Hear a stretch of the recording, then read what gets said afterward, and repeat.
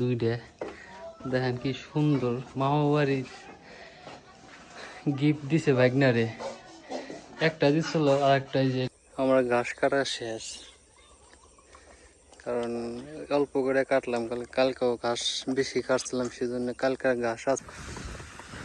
Hello everyone, সব কেমন আছেন? আশা করি সব ভালো আছেন। সকাল সকাল যাচ্ছি গরুর জন্য খাবার আনতে, ঘাস কাটতে। সকালের পরিবেশটা কেমন গ্রাম বাংলায় অবশ্যই কমেন্টে জানাবেন।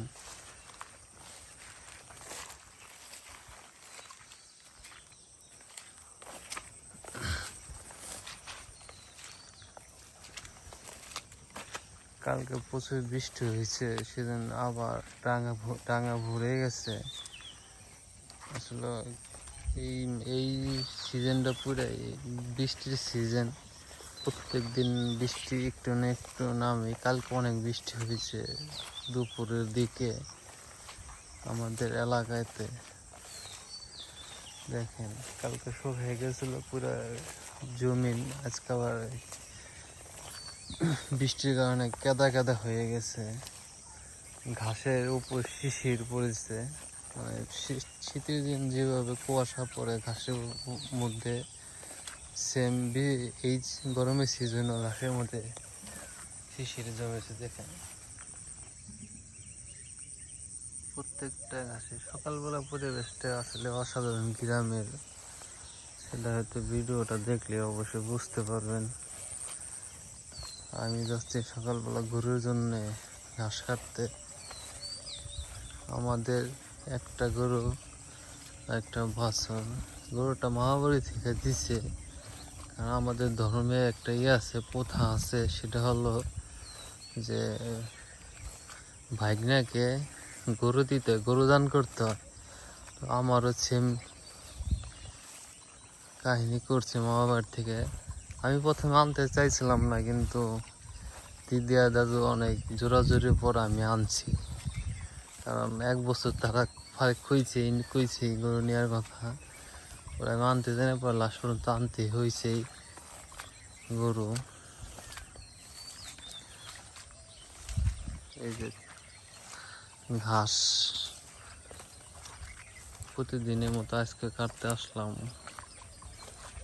গরুর জন্য ঘাস। আসলে জীবনে কোন সময় কি ঘটে বলা যায় না। জীবনে কখনো ঘাস কাটিনি আগে পরে গরু ছিল না আমাদের, কিন্তু মামা বাড়ি থেকে গরু দেওয়ার কারণে এখন গরুর ঘাস কাটানো লাগে। প্রথমে তো আমি কাটিনি, কিন্তু প্রথমে মাই কাটছে। কিন্তু মায়ের অবস্থা, মায়ের বয়স হয়ে যাইতেছে, সেজন্য চিন্তা করলাম যে মারে আর ঘাস কাটতে দিব না, সেজন্য আমি চলে আসলাম ঘাস কাটার জন্য। এই হলো আমাদের ঘাসের জমি। এই দেখেন কালকে শুকিয়ে গেছিল, 3-4 দিন একটা বৃষ্টি হয় না, সেজন্য পুরো শুকিয়ে গেছিল। এই যে আবার এই যে বৃষ্টি হয়েছে।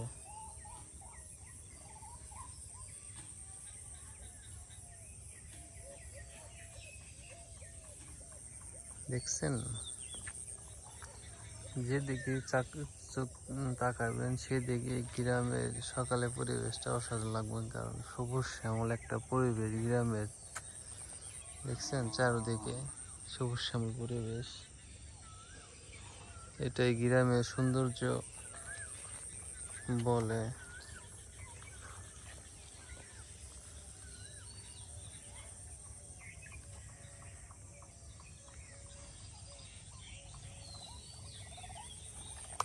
তো সবাই ভালো থাকবেন, গুড বাই।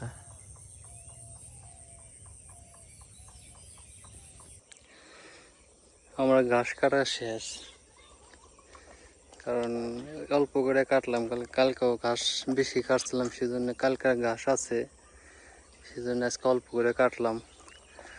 আর গরুর বেশিরভাগ কাঁচা ঘাস খাওয়ালে উপকার বেশি হয়, সেজন্যে বেশি একটা কাটলাম না, অল্প করে কাটলাম। আর যারা আমার মতো আছেন, জীবনে ঘাস কাটেন নাই, নতুন নতুন ঘাস কাটতে হইতেছে তারা অবশ্যই সকালবেলা আসার চেষ্টা করবেন, কারণ সকালবেলা রোদ থাকে না, আর রোদ না থাকলে ঘাস কাটা আলাদা একটা মজা লাগে। কারণ ঠান্ডা পরিবেশে কাজ করে মজা সেটা সবাই তো জানেন। তো সবাই আমার মতো যারা আমার মতো আছেন তারা অবশ্যই চেষ্টা করবেন সকালবেলা ঘাস কাটার। কারণ রোদের সময় আপনি যদি দুই দুই বোঝা কাটেন, আর ঠান্ডার সময় তো 4 বোঝা কাটবেন, তাও কষ্ট হইব না, 2 বোঝার সমান। তো এটাই কথা।